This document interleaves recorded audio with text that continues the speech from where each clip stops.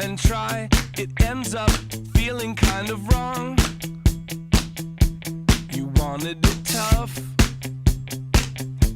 but is it ever tough enough?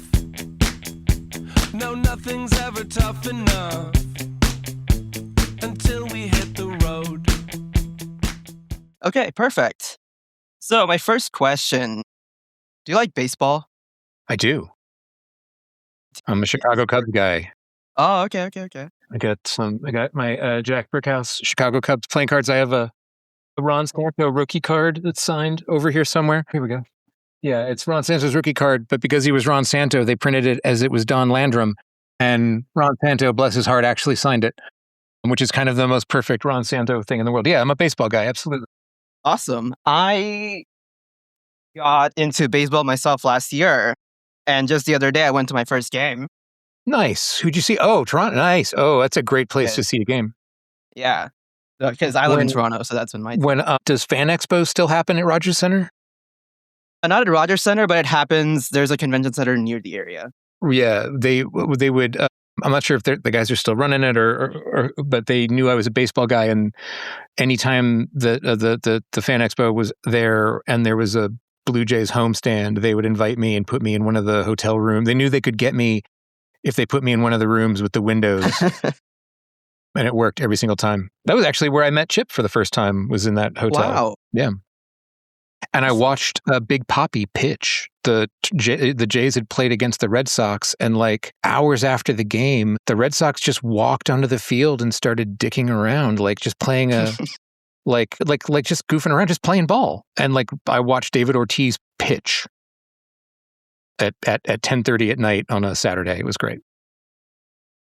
Yeah, unfortunately, my first game we did lose, but then we won the series after. So there you go. Yeah, I think you guys are in for a good year. So we'll see you. We'll see you in September, my friend. Well, that's all you want. That's all. Let me just say, as a lifelong Chicago Cubs fan, which is like a life of suffering, all I find I ever want is one more game than the team I hate. I just want to, every year, I just want to play one more game than the Cardinals play. I just want to have one more day of baseball than the other. Like, that's it. Everything else is gravy, right? Wins, losses, all that stuff, fine. But at the end of the day, I just want to get one more game in. And that's my biggest thrill. And yeah, it's fun. Baseball's fun. I miss it when it's gone, and I love it when it's here. Yeah, I mean, it does feel a little bandwagoning because I got in when the Blue Jays got into the World Series, but Great. Like. But here's the thing now. But now you got to stick, right? Yeah, it's bandwagony if they suck and you bail. if you find that you love baseball and you find that you love this team and you love their heart, and you should, because it's a great goddamn team and a great organization and they are so much fun to watch. But if like they hit bad times and you check out, that's bandwagony. The bandwagon isn't jumping on. The bandwagon is when people jump off, right? You got to stick. You got to suffer. You got to go 106 years without a title through rain or shine, right? Because next year always might be next year. So that's my 2 cents is everyone loves a winner. Fuck, show up for the win. Who wants to go to a party that sucks? No, go to a party that's awesome. But the trick is then when things get hard, you don't turn away, right? That's for sure. I believe in you, Z. You can do it. I believe in you. Welcome to baseball. We love you. Thank you. Well, to go from there, do you think Batman's into baseball, or do you think he's a football guy? Or maybe some other sport? I think he would be I think he might be like a big fantasy sports guy, not like as a gambler, but I think as a like having a massive fluctuating data pool. I think that would appeal to him. There are like guys who are trying to do like the Moneyball thing to like basketball now. Like trying to figure out what can we discern from all of these data points, right? Like I think that would appeal to him. But I think in terms of a sport, he would be into like some kind of personal endurance. I don't know that he would be into like a team sport. I think he would be an endurance sport kind of guy. I think he would be somebody who he might like watch a marathon. Right. You know what I mean? Or lifting. He might want to see personal excellence rather than races and chases and squad fights. He might want to see Well, except for curling. He loves curling. Everybody loves curling. Yeah. I don't know. I'd have to chew on it for a little bit. But also, I think there'd be some part of him that would feel like it's a luxury, right? And do I have the time for this? So, Right. but also, I think he would have to understand that, like,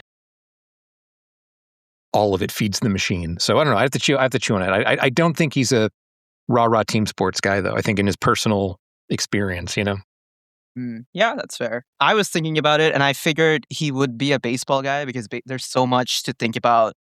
Like, you have to think about the money, but you also have to think about all the different strategies and whether you want to bunt or you want to score your home runs. Yeah. And the one of the beauties of the sports to me is that you can, Billy Beane famously has this line when the A's were sort of not performing, they would get to the postseason and then kind of fall apart. Billy Beane had this line where he said, yeah, my shit doesn't work in October, right? Like, there are intangibles at play, and you can have the best team in the world. You could have an all-time squad of all-timers having historic seasons, and you could have a year where the grass is always bent in the direction it needs to, so the ball jumps into your glove and all of that. But you get a guy at home plate in Game 7 of the World Series, and he is a kid who has been thinking about that moment since he was 4 years old. And there are guys like, Derek Jeter is a perfect example. Clutch is real. Like, Derek Jeter never sweat in the clutch, and there's the highest pressure games. And people argue about he was not that was why he was the captain, right? Was like, he was Mr. November, right? Just like Reggie Jackson was Mr. October. Like, being able to keep that out of your head, like that, I think would fascinate. The psychological intangibles of baseball would super be what Batman would be into. And like, that guy's going to crack that. I love watching a pitcher break. I love watching a closer break. I love watching some guy come out with his fucking aggro, walk up music, and I'm going to shut you down, and just get lit up. And you can watch, I love watching a pitcher fucking break. It just is it's a tragic, I don't know. I think the psych stuff would be into it. I think Batman would watch football and just think about CTE and all of the injury and all that stuff. That happened to me before. Yeah. Yeah. But I think the stats, stats would appeal to him the most. I think the stats would, There's that Dan Mora Batman baseball cover, but I got into baseball after that, but now I want to hunt that down and just have it on the wall. Yeah, baby. It's Dan Mora. You can't go wrong with Dan Mora. Well, other thing is, I know your wife, famous comic book writer Kelly Sue DeConnick, does not like Batman. What is it like in the household since you're writing Batman? Well, I don't want to put words in her mouth, but yeah, there's a certain avenue of Batman, but there's an avenue of Batman she doesn't like, and she was skeptical, but also like, we've been married a long time now and we know each other, and so when I was like, I got it, I know what I want to do, she at least knew enough to trust that I had something that Yeah. I don't want to speak for how she feels about it. I don't know, how she feels about what I'm doing, but I think we share a certain sensibility in the kind of work and things we respond to. I think there are some takes on Batman I like more than others. I think just like her, right? She just has absolutely no compunction to say it. which is perhaps the only moment you will see her be reckless in her career. But it's fair, and in truth, some of the stuff she responds to negatively is stuff that I respond to negatively, and not that what I'm writing is a reaction to that, but it's certainly I'm writing a Batman that I like and that I want more of, rather than one that I don't, which just kind of makes sense, right? For sure. All right, and with that, welcome to the Gatecrashers podcast. Sorry, you got to start all over. My dog barked. All good. All right, one more time. Welcome to the Gatecrashers podcast. I am Z, wrestling Batman aficionado, and today I am joined by Matt Fraction, writer of the current Batman book, as well as a lot of other books you may have loved in the past, like Hawkeye, Sex Criminals, Immortal Iron Fist, and Uncanny X-Men, alongside other stuff as well, like Casanova. Mm-hmm. Thank you for coming on to the show. Thanks for having me, Z. So, since I just listed all of those out the bat, following your career, it feels like the last big sort of A-lister title you did was Fantastic Four with Marvel, like over a decade ago. And now you're doing Batman, who's like arguably the biggest superhero ever, right? Mm-hmm. So how does it feel sort of getting into that position, getting into those shoes? Well, I mean, by the time I realized I should have been worried, it was too late. I mean, which is, I mean, a little. I'm certainly guilty of underplaying and underselling things. It's a defect of character, but and at the risk of sounding genuinely naive, if not jejune, like I really had no idea how big this was going to be. And like I said, by the time I realized I should, I was 6 or 7 issues in, And I've sort of pivoted out of. It was never not doing original work during my time at Marvel. But there was kind of a sea change, and I pivoted into just focusing on that, and then sort of worked in television for a while, and remained in that world still. But it was, I had left my show. I was having that freelancer panic thing of, oh my God, I'm never going to work again. Chip was leaving Batman, and I think through a preponderance of Canadian decency, didn't want to leave a book without helping Marie and Rob find someone new. And he said, "You suddenly got all this free time. I'm leaving Batman. Do you want to talk to them about Batman?" And Chip just facilitated that conversation of them asking me, "Do you have thoughts about Batman?" And I said, "Let me think about it." And it turns out that I did. But what it struck me as, it was just fun because I hadn't done it in so long. And like, there are pluses and minuses in, whether you're making an original work or working for, on a corporate property or whatever.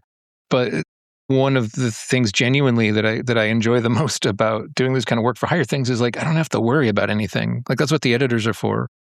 I don't have to do this. I don't have to chase orders and work with print brokers and find the books and ship and decide on the paper. It's like, it's all done. I just send the scripts and someone else, like, just to have that is nice and fun. And especially after kind of 2-3 really intense years in television where there are so many voices in the room. It's not even collaborative, but sort of, it's a committee kind of effort. It's collaborative in its best moments, but it can turn into just committee work. That, like, the idea of having, I just have to make my artist and my editor happy. And if it, and the first thing I said to Rob and Marie when I kind of did my pitch was like, I think the good news is people will either respond to this or they won't, and you will know right away. Like, you'll know the day it comes out if this works. And if it doesn't, good news, I'll be gone in a year, right? So, but yeah, mostly it was just fun, and it wasn't a thing I had. They literally asked, "Do you have thoughts about Batman?" And I asked myself, "Do I have thoughts about Batman?" And it turns out, yes, I do, and I've been having them since I was 3 years old. But it wasn't like I had a bank of stories. I didn't think about it until I just don't work like that. I don't, I really liked Chip's run and was kind of bummed out he was leaving. But yeah, mostly I just thought it would be fun. I thought it would be cool to get back into comics. And I knew the idea of it, it'll be like a return to the mainstream or whatever. Like, I knew that would certainly be a thing, but I didn't really understand what that meant and how that was going to work and how that looked. And it hadn't felt like 10 years, you know what I mean? It had been, but I mean, Sex Criminals and Adventure Man and all that kind of, all that's like, was its own kind of miraculous adventure, but it was all just comics to me. It never felt like, I'm good friends with Brian Bendis. We do shows together a lot. And at every show we've ever done, I've seen someone come up to Brian with a stack of 200,000, Ultimate Spider-Man comics and be like, I love your work. Everything's great. I'm the biggest fan. And Brian's so generous and gracious. And then he'll always be like, oh, and hey, my new, the new issue of Powers comes out next week or whatever. And they'll go, who's Powers? Right? Like, so like the biggest Bendis fan in the world doesn't know about it. Like, I forget that there are people that don't have any idea what happens if it doesn't happen in Marvel or DC, right? It was all just comics to me. So there's like a lot of just, I don't know. I'm just a lot of it I just didn't really think about or have a proper perspective on, but it's worked out so far. Yeah, I mean, it's a ton of fun. But and the book is moving numbers and it keeps selling more every month, and that's astonishing. It's genuinely astonishing. It was like DC's biggest selling book last year. Like, yeah, I mean, no, I understand that that's Batman. It's not me, right? It's like, but anyway. To your credit, I do think part of it is you, right? Like, I heard on the grapevine that you were doing Batman for a while. This was all rumors and stuff. And I was like excited. I was like, I hope this happens because, like, I love your work. And then it happened. And, everybody has expectations. I have expectations across my expectations. So I was really happy. But, from there also, like, not only are you inheriting the title, it also is like, it's been 6 years since Jorge Jimenez has been on this book. Yeah. And so now you're the next writer on that ship. Did you feel any sort of pressure coming into it? Did Chip tell you anything about going into working with Jorge?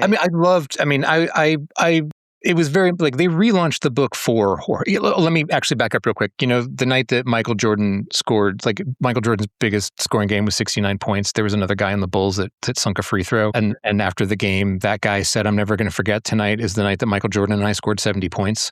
That's how I feel about the numbers Batman are doing. It's the year me and Batman scored 70 points. No, DC love Jorge. Everyone loves Jorge. Jorge's the best. They relaunched the book for him, right? This was a celebration of Jorge, and let's give Jorge was the star. Jorge is the star. Jorge is the platform, right? It is Jorge and Batman, and they were building this for him out of gratitude and genuine love of him and his work. It did have a feeling of like an arranged, like a blind date, like we were being set up, right? Because I don't know if Jorge didn't like, he's so kind, he would never do this. But like, I don't know that if he wasn't into what I wanted to do, I don't know that I would have necessarily gotten the book.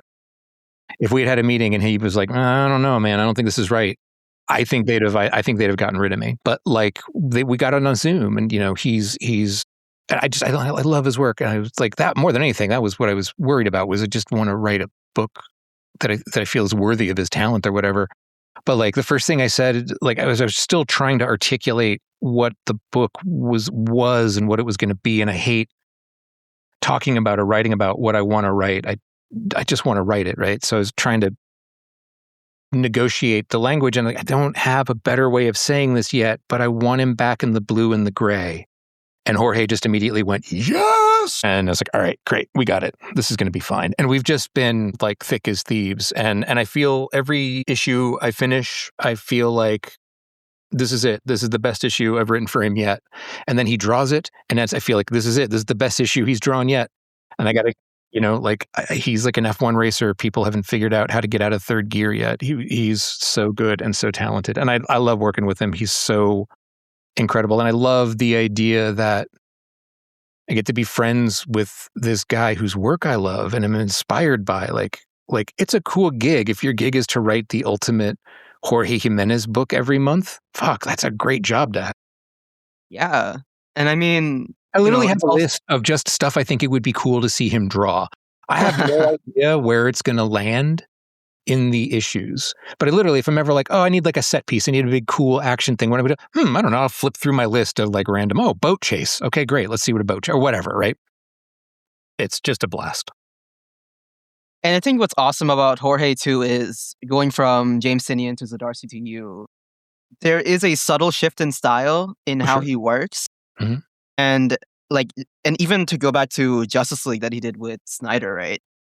That it can, like, just looking at Batman, there's little changes he does to everybody to like accommodate for everybody. And I think that's such an interesting evolution of style. And especially like in Big Two, where I feel like there's a lot of focus given to the writer to be the superstar. I think it's really cool that Batman gets the artist to be the forefront. Yeah. I mean, look, comics are a visual medium, and I think we went through an era, are going through it. I don't know. I think suddenly it became a writer-driven medium, I think to our detriment in a lot of cases, especially combined with some of the kind of technological shifts that have happened, some of the demographic and industry shifts that have happened. And like, we're going to start losing people in a real way, right? If we forget that this is a visual medium. My favorite tool is the eraser. When I get stuff back from Jorge, I try to get rid of as many words as possible per page. Like I want this to be a visual experience. I want it. I remember spending hours as a kid poring over comics pages that I loved and just losing myself in the details of the worlds. And like Jorge has that kind of caliber and that quality of craft that's possible. So I just want to get the hell out of his way and let him be amazing, Yeah. I'll take all the credit for it, but it's all him, man. Mm-hmm. I mean, even as a reader too, right? Like your book reads snap, snap, snap, things are happening. So it reads fast, but then because of what... There's also 8 plot lines and 35 characters, and that's... there's a term, there's a musical term, sprezzatura. It means you work really hard to make it look like you're not working at all. There's a lot of sprezzatura here, but it is an intricately, there's a lot of stuff, but now make it look like it's just... Yeah. But even there, it's like, even then, like, I will go back and I'll read through it and I'll sort of study how Jorge's been doing things on the paper and how you're facilitating and allowing that to happen. And it's been a really interesting sort of thing to study month to month. And it's a give and take. It's a collaboration, right? It took, I actually would remain pretty crazy far ahead on this book, but like was really far ahead. And like I wrote 1, 2, and 3. I realized issue 1 was wrong and I threw it out. I rewrote a new issue 1. I wrote 4, 5, and somewhere around 4 or 5 pages from Jorge started to come in. So around 5, I started to recalibrate because I could see what I would put out and what he would give back. So I did 4, 5, and 6, but then had some like real work to look at and literally rebroke. Like, I think I only had to, like, I've used everything. I didn't delete anything, but like, there was a scene that I wrote that, it's going to actually show up in issue 10. It was supposed to show up. Originally, it was in issue 6. Like little things like that. But it was like I restaged and rebroke entirely, like just because we had this, finally had this back and forth exchange of like, oh, okay, I know I'm getting a feeling of how to play with him, But it's been fun. He's a brilliant collaborator and a lovely human being, and I could not be more fortunate. I mean, I'm glad you guys are working on it together. He's great. How, like, one of the things that I have noticed is, because before this interview I was doing some research and I could see, like, there is DNA of stuff like Casanova and Hawkeye in Batman, right? And there is stuff that I feel you could attribute to, like in Hawkeye, to Aha, but then there's elements like inset panels and sort of the pacing and even the tone that I could see flowing from there to here. How, like, I guess, like, what are you drawing from? Like, are you looking at your own past? What are you looking at from outside Batman that you are funneling into this book?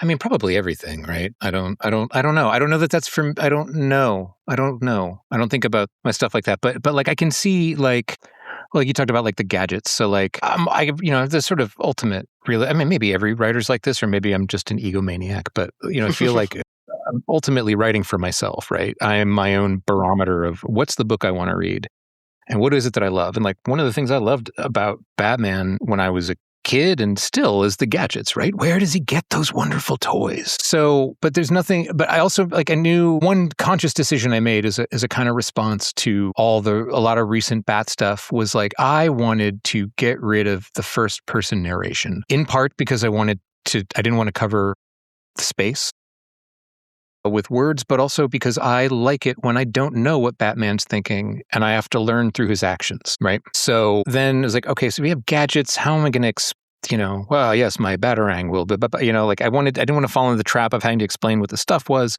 But then, you brought up Iron Fist, like did the thing in Iron Fist where like the moves, whatever the punches were, had like, I'd make up crazy names for the Kung Fu moves, which then kind of fed into X-Men with what I used to call dad caps, where I would, like, I knew my dad hadn't read X-Men his whole life. My dad didn't know who these people were.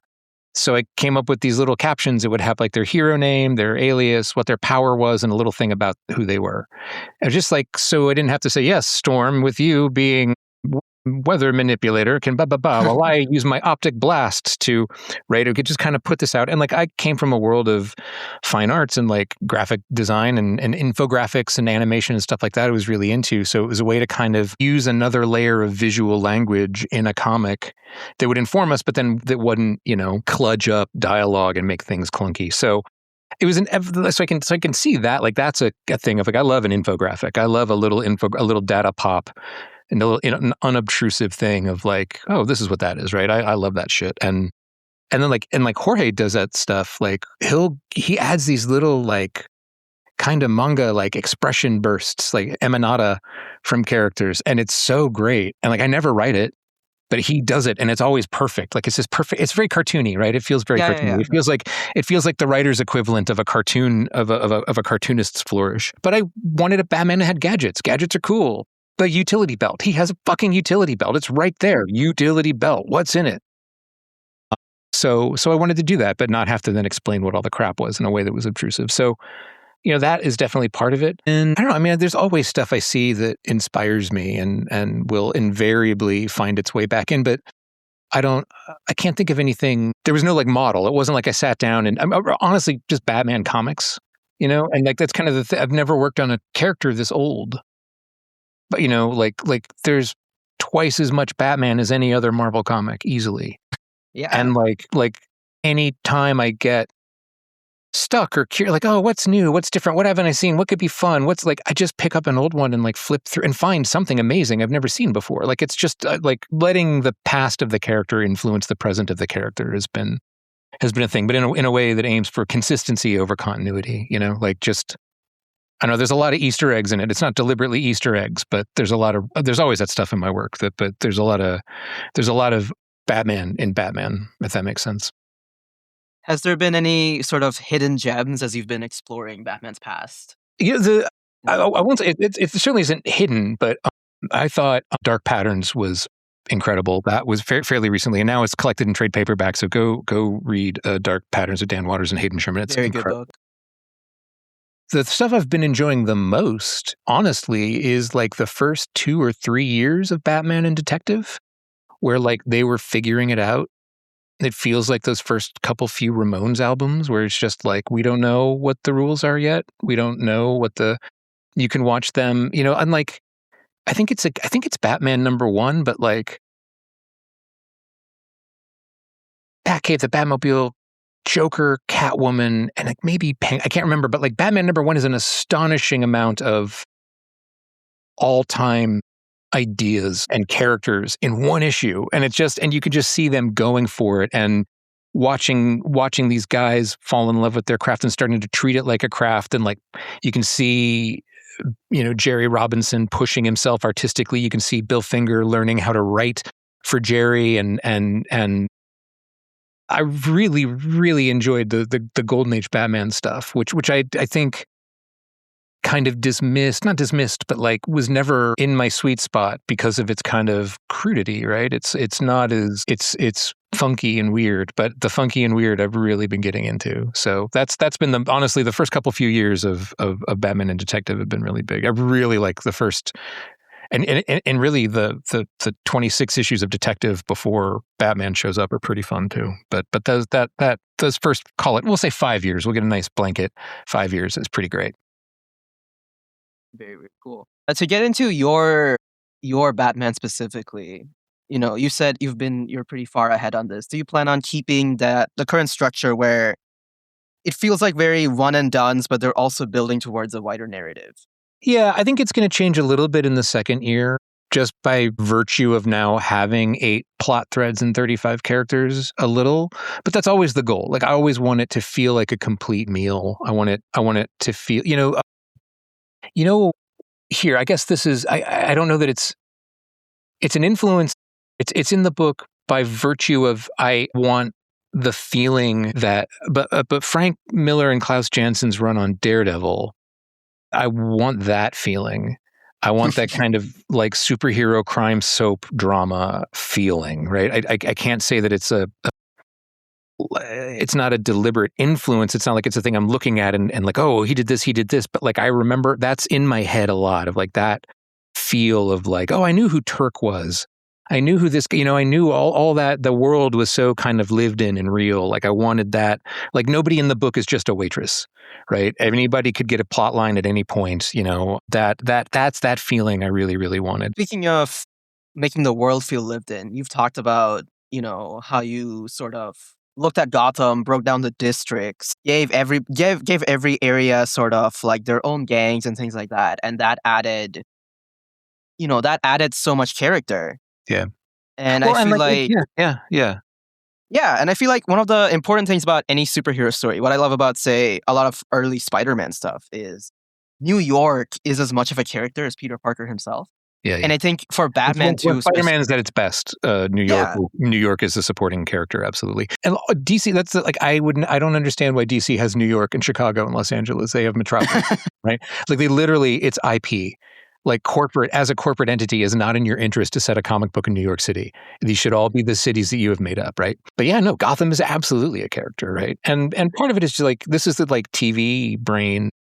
But like working with, our stunt coordinators and visual effects supervisors and stuff about how they do their work. And like, it always starts with place. Like the best stunt guys I've worked with understand what the mission is, show up on the location, and then make it up based on what's there. Because when I'm sitting here in my office typing a fight scene, you never know until you're actually in that space. You're like, oh look, they're like steel railings that go all the way down this thing, and you could do this, and like you prep, you prepare, and then you show up and you improvise, right? Not that the stunt guys improvise, but like the location inspires what the gag is. They will build the stunts based around the location rather than what we had written, and it's going to be better for it, right?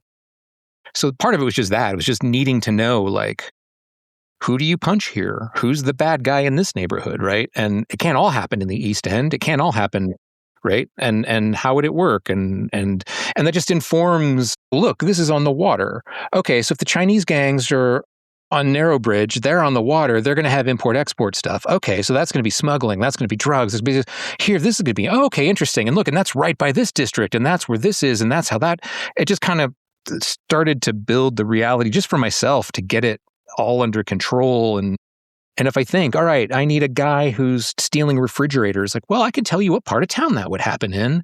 And that would at least not just be like, it's sort of the downside of like Miller's Daredevil is like, there's a whole lot, I think there is Miller's Daredevil in this. The whole thing about Gotham City has a ninja problem.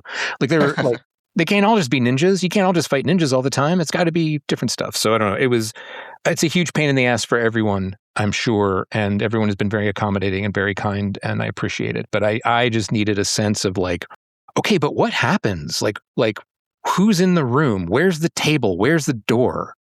Like you got to stage all that stuff to figure out. I need the space to be real so I can understand the shape that the action has to happen in. Otherwise, it's just air. Otherwise, it's cool. It looks cool, but it's cooler if you look. You ever see Old Boy, or how about the Daredevil show, right? Yeah. The big long done-in-one fights, right? Like those only work because of the locations.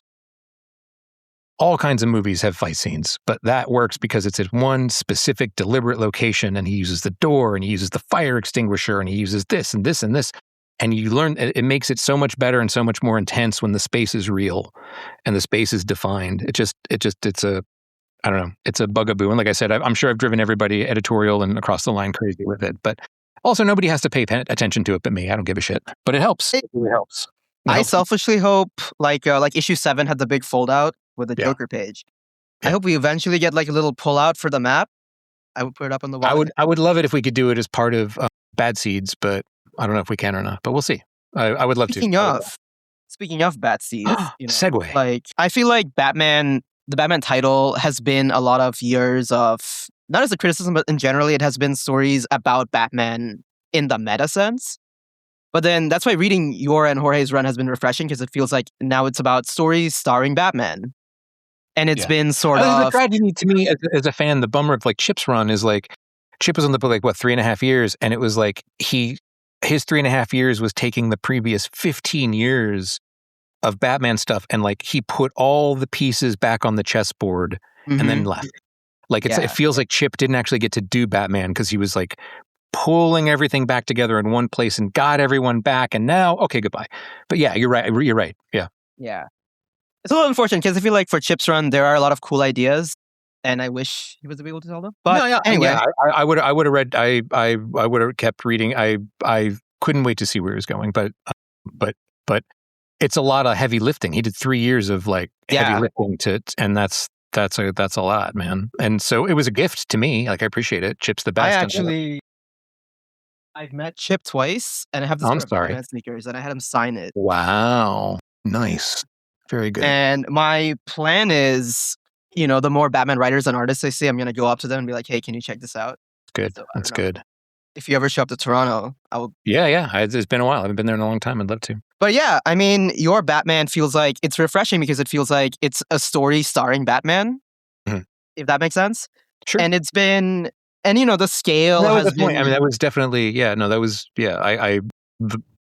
the 2 stars of my book are Batman and Bruce Wayne. Yeah. And the scale too, it's been very controlled, like every issue sort of its own thing and its own district, and you're learning about all of these characters. But then issue 10, which isn't out yet, but I got to read, is the first one where it feels like your book is interacting with the wider world in a sense. Mm-hmm. And then now Bad Seeds. Very, very, very much so. Yeah. And then Bad Seeds is going further and incorporating other books from Gotham into the fold. So, what has that been like, sort of spreading your wings, if it were? I've had good experiences and bad on these kind of event books, but it felt like a chance. I think there's a murderer's row of talent working in that bad office. There's not a bad book in the bunch. And Willow's Poison Ivy was supposed to be a miniseries, and when we're done with Bad Seeds, she's going to hit Poison Ivy 50. And that is a book that book is sustained on quality and vision and idiosyncratic. Nobody else could tell the story the way it is, and I love it, and it's great. And so it was a chance to let's pay attention to, let's remind everybody there's a lot of cool stuff going on. And so we tried to engineer. It's pretty self-contained. It's like a night and a day. It takes place over about 18 hours. Yeah. And we wanted, after this kind of year of Batman where the Bat family are really on their back foot and hunted and the focus of all law enforcement, okay, now let's give them a big citywide catastrophe where everyone has to come out and do their best to save the day and see what happens, right? And we could sort of build out of all these different storylines Willow has been coming to in Poison Ivy and do something really cool and fun. And like I said, it's I think it starts the last week of August. It goes through September and ends in October. It's a short, pretty tight, pretty taut thing, but was really I guess it's really it. If Gotham is the secret co-star in all of the Bat family books, Bad Seeds is a story about what happens if that character is threatened. Mm-hmm. And we'd ratcheted up all this tension on all these different things, and it's a chance to, we're going to pivot into, what becomes the second year of the Bat run, and stuff will change, stuff will stay the same, and other things will hopefully surprise, and hopefully it won't be boring. It was we all when we were thinking about how would we do a big Bat family summer blockbuster? What does that look like? And let's do a big disaster movie. Let's do a Irwin Allen disaster movie starring the Bat family at a time when they are hunted more than supervillains. Mm-hmm. That's exciting. Yeah, and it's fun to because also the timing works. All these different plot kettles started boiling on everybody's stove at the same time, and it's the worst time for this stuff to start happening, right? So that's just good drama. That's just good fun.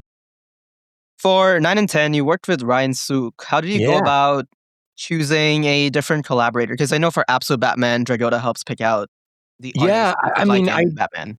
It's so much of it is schedule and availability, right? I really kind of leave it to editorial. But they've never put someone in front of me that I've not liked. All these guys are great, and like I said, friends with Brian. I really loved the work he and Brian did on Legion, and knew from Brian what a thoughtful collaborator Ryan was. Ryan gifted Brian with the sketchbook, and it was Ryan designing their Legion, and it's incredible. It's a really beautiful piece of work. And I'd known Ryan's work and followed Ryan's work since 1994, 1993, maybe even I couldn't believe he was coming on and wanted to do this. So, and it was at a point in the story, it was kind of a quiet moment. I knew where we were going, and I wrote him listen, I know that I'm writing you an issue that's literally 3 old men having conversations, and it's awesome. Not the most I found some ways I promise it'll be more than just sitting around talking, but it's a lot of talky. But I promise you, issue 10 is balls to the wall, all out. Awesome. And they could not be more different, and they are, and he's great, right? And it's terrific, and it's super adrenalized, and after a taut and controlled and very disciplined kind of cross-cutting talky issue. Now it's like Ryan Sook's, Fast and the Furious or whatever. It's great. I mean, that's not even the first talky issue. I mean, issue 7 with the Joker. Yeah, that was a very That one's incredible. I heard what you told Gianni about it, and all of that was super interesting to read into. Yeah, it was. I asked about the fold out literally. I think the day that Batman 1 came out. Because I was like, well, they're never going to be happier than they are today. So if I'm going to call in a favor, yeah, but like it was in process that long. It was a thing we were working on that long, and it was again wanting to see if I could find another register that Jorge could work in, and like what have I never seen Jorge do before? And if we're going to introduce Joker in some interesting, hopefully interesting way, let's make everything about it interesting and different. And I loved what Jorge did. I thought it was incredible. Yeah, I mean, I read the PDF of it originally, and that was really cool. But you don't get the effect in person. That's special. Yeah. I mean, people didn't know. Like, I mean, it's weird because there's such a balkanized information thing. But like, I've talked to people who didn't know, like, until they had bought it. Like, even though it says on the cover, but like, it's so hard to get word out about this stuff, which is crazy to think that you can't get word out about a Batman comic. But people were genuinely surprised, and that's been a delight to me. People like, I was so surprised. Like, awesome, cool. Were you aware of Batman #1 getting blind bags? Were you in that conversation, or was that something? I knew it was happening, but I swear to, again, I'm not trying to sound naive. I didn't even know what it meant. Right? Like the world, like, being out of the comics mainstream during the time I was, and like I hadn't done a convention since 2019 before Batman came out. Like the entire world has changed. And in ways I'm still struggling to get my head around, right? But no, I knew what it was, but I didn't know what it meant. I was like, oh, cool. But all right. So yeah, I still don't know what it means, but people like it apparently because they keep doing it sometimes.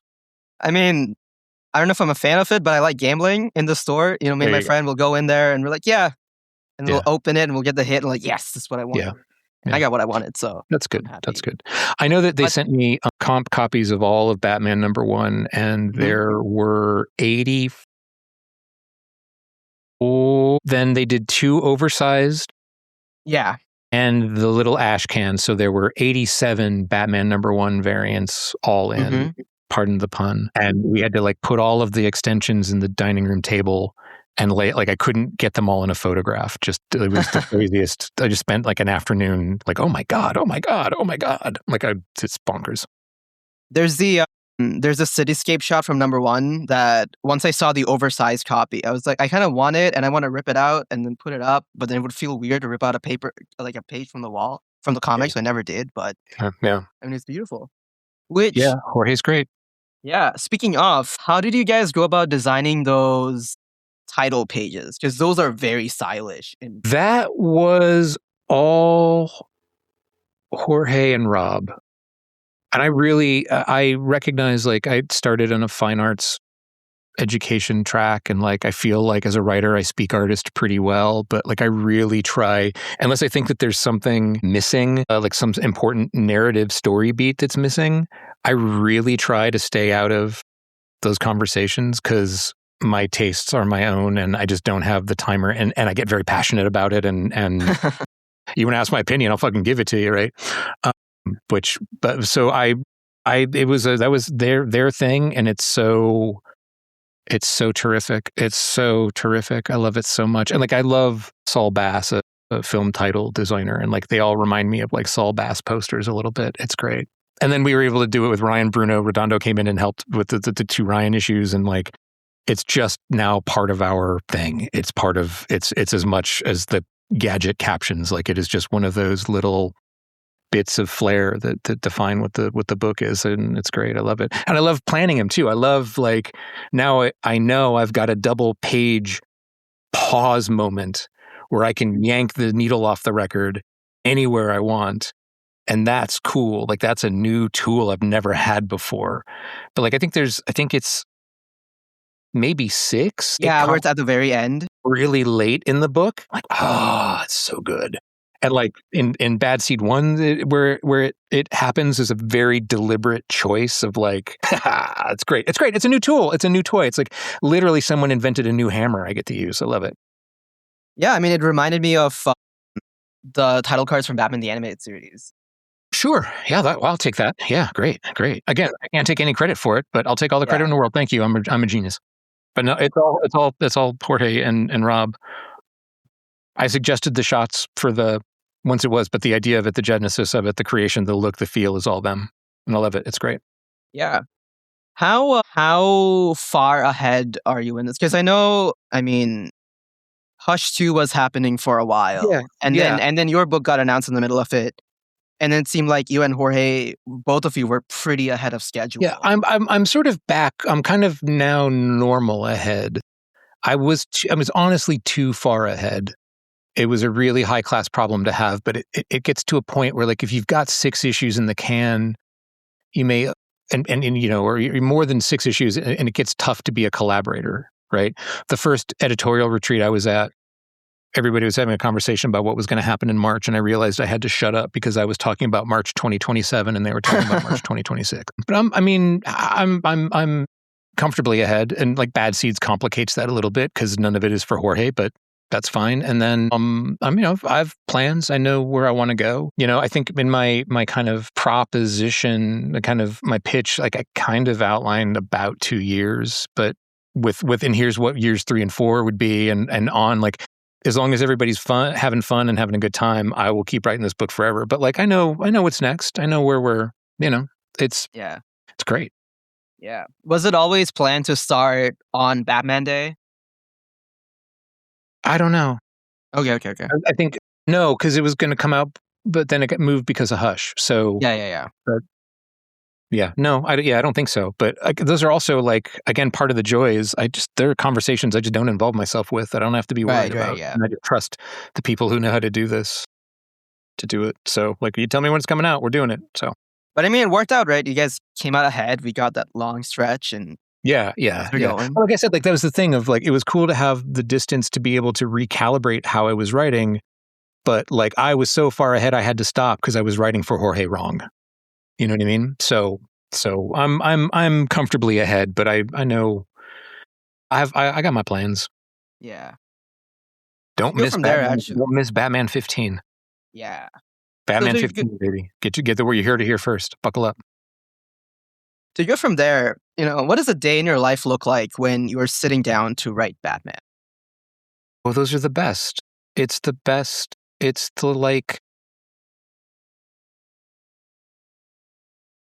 it's so much fun. I've only had like 2 bad, not even bad, but like 2 or 3 unpleasant days. One was something completely silly, and the other 2 was just the logistics of Bad Seeds, of like the kind of being the mothership Batman book. There's a lot of, it wasn't anyone's fault. It was just like, I have to keep all of this in my head, and everybody needs answers that I don't quite have yet. And it's like the first, like, you got to set all of these. It's like building a Rube Goldberg trap. Yeah. Like, the fun isn't building the trap, the fun is knocking it over, right? Like, we were setting up. So it was just that thing of, like, I had a day of just making charts so I could follow where everyone is in their story, what needs to happen in Bad Seeds 1, and where we're leaving them on Bad Seeds 1. It was just like, none of these characters are mine. What are we? But then how do you make that a story? How do you make that something interesting and compelling? I don't know if we did it or not, but like, just that, it was like just like a heavy, like a couple of thought days that were just like, I really just want to be writing, But like, I'm about to sit down when we hop off this call. Well, actually, I'm going to go get a cup of coffee and talk to my wife. But after that, I'm about to start an issue that I've been thinking about for so long. Like, I'm going to write until my hands hurt. I'm going to start to write, and then I'm going to look up, and it's going to be 8:30 or 9 o'clock at night. That's how today's going to go. Like, just total flow state. It's Batman, man. It doesn't feel like work. If I promise, the minute Batman feels like work is the minute I'll leave the book. But it is great. My inner comic boy reader is thrilled, and it's fun. It's just a lot of fun, and it's so meaningful to so many people. Like, it's crazy to see what the character means to people, and so there's a sense of too of like. I got to do this right? This is going to be cool. So, because everybody knows Batman, kids love Batman, and it's awesome to see. So there's also a feeling of like, what's the word? I don't know. It's great. It's awesome. Yeah, it's everything you would want Batman working on Batman to be. Because like I also imagine, right, like whether you're writing or drawing or making any piece of art, if you're not making it for yourself, then Yeah. I don't know how to do, like I said to DC, like people are going to like this or not like this. We'll know right away. But like I don't know how to do. I don't do hits. There's that LCD sound system song called "You Wanted a Hit." I don't do hits. That's the the lyric is you wanted a hit. We don't really do hits. You wanted a hit. That's not what we do. Like I just know how to write what I want to read, and sometimes that finds popularity, and other times it doesn't. I'm lucky this time, but just want to write the Batman I want to see in the world, and luckily other people want to read that too, and like it's a great time because there's so many different takes of him out there. It feels like everybody can get it. It feels like a really broad, well-defined menu with a lot of cool tastes and flavors on it right now. I love that Absolute and Us exist at the same time. Mm-hmm. It's and that stuff that Scott and Nick are doing, and all of their fill-in guys, like oh my. It makes me competitive in the best way. Like I'm jealous and energized and excited and like inspired, and like I just want to push harder and harder, and like they could not be more different, right? They could not be more different. You might as well watch Ben Affleck and Lego Batman, like but like it's great. It's a great time to be a Bat person. Yeah, I mean, even as a fan, like it feels good that I get these two incredible books that I get to read. The Lego Batman game is coming out. I think the costume I can't wait. Goran Jorge's run is in it. I can't wait. Yeah, wrong, so I saw that. Yeah, but yeah, right. I mean, to wrap this up really quickly, sure thing. Something that I was wondering about is you and Chip did a Batman story together. We did. Yeah, and I drew a part of the panel. And when I interviewed him, he talked about how you guys had a Batman thing planned at some point that didn't work out. Mm-hmm. But are we ever going to see you guys work together on a Batman story? I think that would be really cool. Probably not on a Batman story. I don't know. Never say never. I would write for Chip anytime. I would write. He's my best friend. I would write for him the rest of my life. But the kind of the DNA of that story is actually going to be showing up in year 2 of a little bit. Sort of. Some of that, the setup to that, yeah, some of that is going to find its way in, right? That was just but yeah, I would write anything for Chip anytime. We talk about it a lot. We talk about it a lot. We don't know what it's going to be, but we talk about it a lot. And to wrap it up, this is a question we ask everybody who comes on the Gatecrashers podcast. Okay. What is your favorite sandwich, and what do you think is Batman's favorite sandwich? My Batman's favorite sandwich is a knuckle sandwich. My favorite sandwich. Boy, I like a good sandwich. That's hard to say. I really liked Ryan Gosling's answer of ice cream on the Colbert Show. What's the best sandwich? He said ice cream. I like that answer. It's I don't know. God, today. My ideal sandwich would maybe be like a Philly. No, not a Philly. It would be like a French dip. Oh no, a Chicago. Give me Chicago beef. There we go. Chicago beef. A wet Chicago beef sandwich is my favorite sandwich today. That's the sandwich I want with a little extra provolone. Mm-hmm. I have never had one. I should try that. Good. It's good. It's messy. It's good. A little bit like a French dip with better vegetables. Or any vegetables for that matter. I guess French dip have green peppers, but yeah, today would be a Chicago beef. Well, thank you for coming onto the podcast. Z, thank you so much for having me. Yeah.